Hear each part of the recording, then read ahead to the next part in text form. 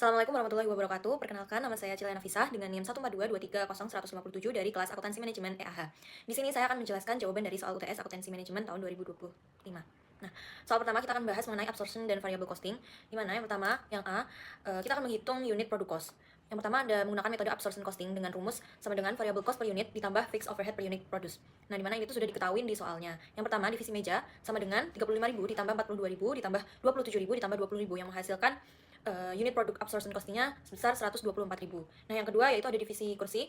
Rumusnya sama, jadi sama dengan 12.000 ditambah 21.000 ditambah 10.000 ditambah 9.000 yang menghasilkan unit produk cost metode absorption costing untuk divisi kursi adalah 52.000.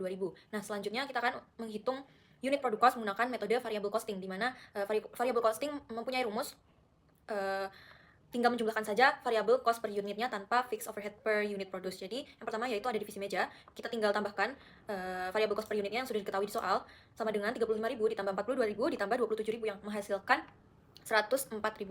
Yang selanjutnya ada divisi kursi, rumusnya juga sama, variabel cost per unit sama dengan 12.000 ditambah 21.000 ditambah 10.000 yang menghasilkan variabel costing untuk divisi kursi yaitu 43.000.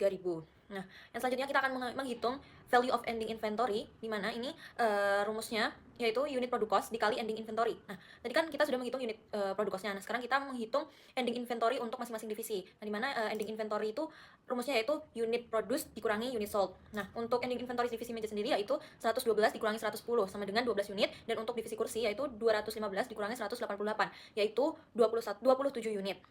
Nah, sekarang kita akan menghitung value of ending inventory menggunakan absorption costing, untuk divisi meja, yaitu sama dengan 124.000 yang tadi sudah kita hitung dikali ending inventory divisi meja yaitu 12 unit yang akan menghasilkan 1.488.000. Nah, yang selanjutnya kita akan menghitung value of ending inventory absorption costing divisi kursi yaitu 52.000 ditambah dikali 27 unit sama dengan 1.404.000.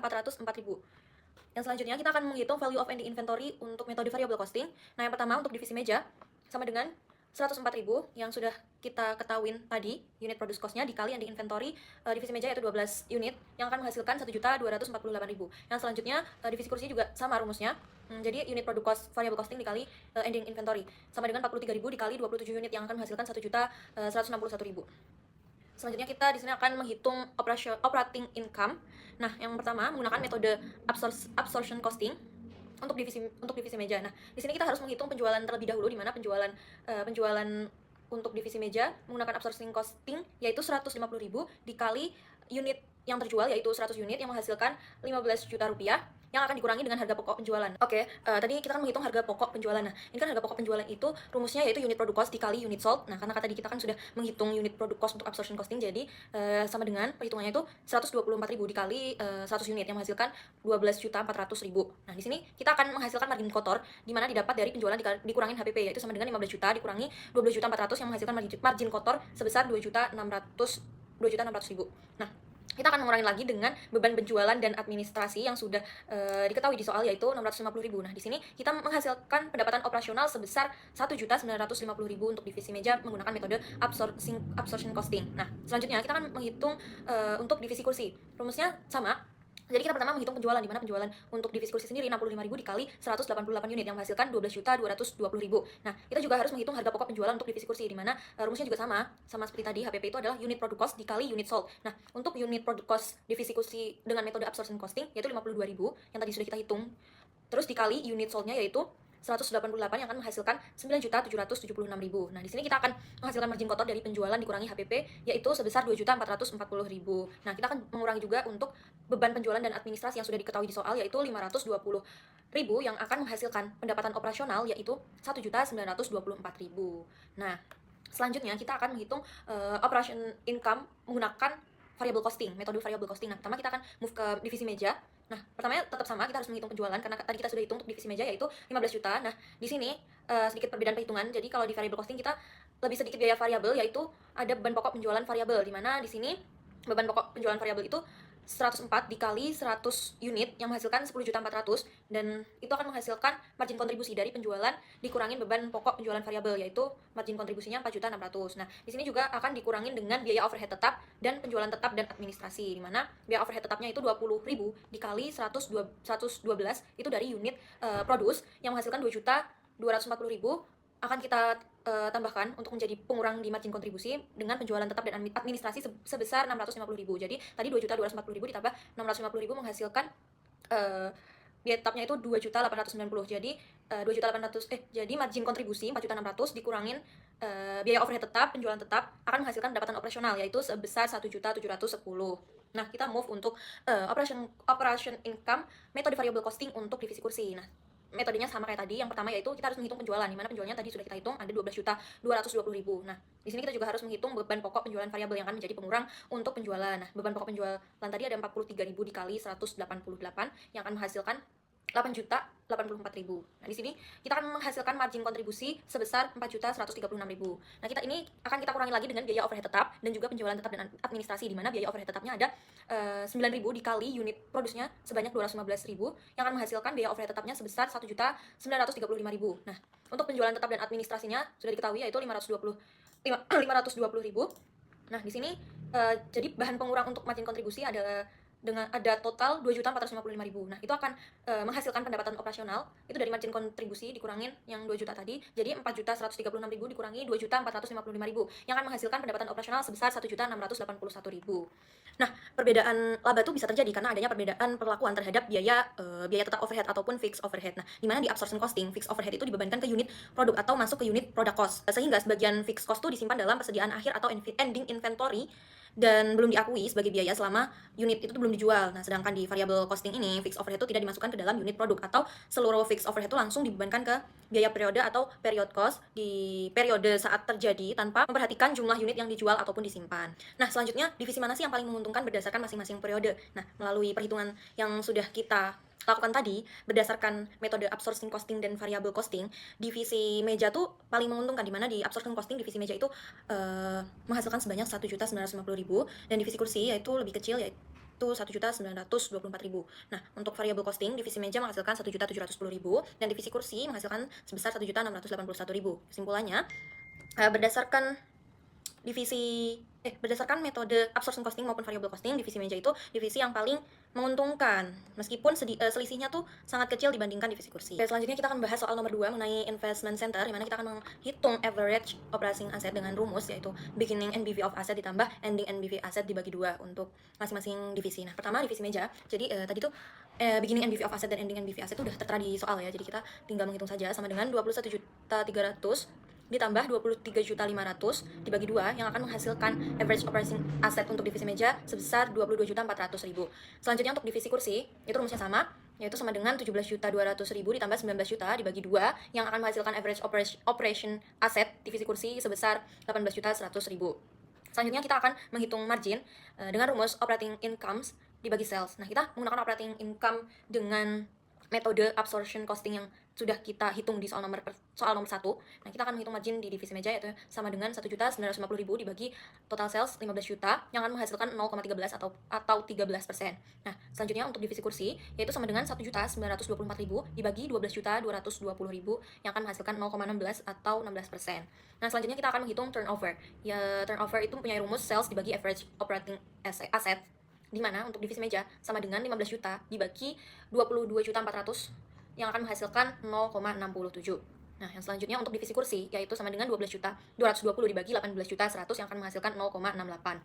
Selanjutnya ada ROI, di mana ROI itu mempunyai rumus margin dikali turnover yang sudah kita ketahui tadi atau kita hitung tadi margin dan turnovernya. Nah, untuk divisi meja yaitu 0,13 dikali 0,67 yang akan menghasilkan 0,871 atau 8,71%. Nah, selanjutnya untuk divisi kursi yaitu sama dengan 0,16 dikali 0,68 yang akan menghasilkan 0,1088 ataupun 10,88%. Nah, selanjutnya kita akan menghitung residual income dengan asumsi cost of capital atau minimum rate of return-nya itu 10%. Nah, di sini rumusnya yaitu sama dengan operating income dikurangin minimum rate of return dikali average operating asset.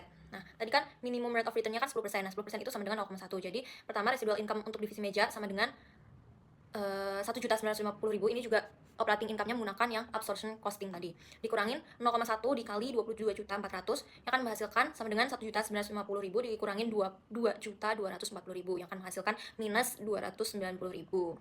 Selanjutnya untuk divisi kursi, rumusnya sama, yaitu operating income-nya itu menggunakan yang tadi metode absorption costing sama dengan 1.924.000 dikurangin 0,1 kali 18.100 yang akan menghasilkan 1.924.000 dikurangin 1.810 sama dengan 114.000. Nah, berdasarkan informasi tersebut atau perhitungan yang sudah kita hitung tadi, maka divisi meja itu harus ditutup karena kurang menguntungkan. Kan tadi hasilnya negatif kan dibanding divisi kursi. Terus juga di residual income meja pun menunjukkan angka yang negatif. Nah, selanjutnya kita akan membahas soal nomor 3 mengenai analisis cost, volume, and profit. Yang pertama kita akan menghitung contribution margin per unit dan break even point atau BEP. Nah, contribution margin itu mempunyai rumus selling price per unit dikurangin variable cost per unit. Itu kan kita sudah ketahui tadi ya, jadi sama dengan 150.000 dikurangin 104.000 sama dengan menghasilkan 46.000. Nah, untuk break even point-nya, yang pertama untuk break even point unit itu rumusnya ada total fixed cost dibagi contribution margin per unit. Nah, itu kan tadi total fixed cost-nya itu jadi 20.000 dikali unit sold, bukan unit sold tapi unit.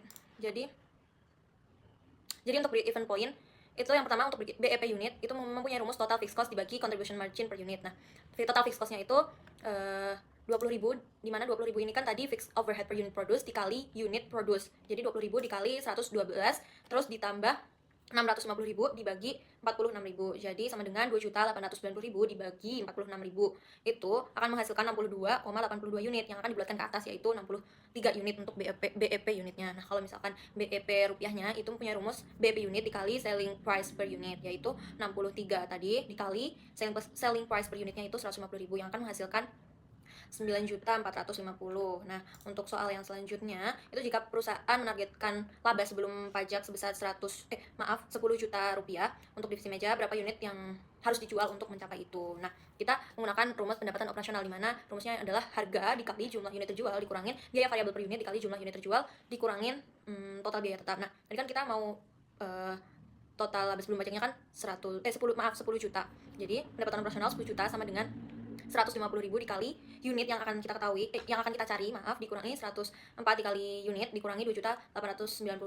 Nah, itu kita hitung terus, jadi di pendapatan di sisi sini 12.890.000 sama dengan 46.000 unit. Nah, dari situ kita menghitung unit yang akan kita produksi untuk mendapatkan laba sebelum pajak 10 juta, yaitu dihasilkan sebesar 280,21 unit, atau kita bulatkan ke atas yaitu 281 unit. Nah, selanjutnya, jika perusahaan hanya mampu menjual 90 unit, berapa laba atau rugi yang diperoleh? Nah, untuk menghitung laba atau rugi yang diperoleh, kita menggunakan rumus yang sama untuk pendapatan operasional. Nah, di mana di sini pendapatan operasional sama dengan 150.000 dikali 90 unit dikurangin 104.000 dikali 90 unit dikurangin 2.890.000 yang akan menghasilkan 13.500 dikurangin 9.360.000 dikurangin 2.890.000 yang akan menghasilkan pendapatan operasional sebesar 1.250.000, di mana ini menunjukkan masih laba ya. Jadi perusahaannya, jika perusahaan menjual 90 unit, maka perusahaan akan tetap mendapatkan laba sebesar 1.250.000.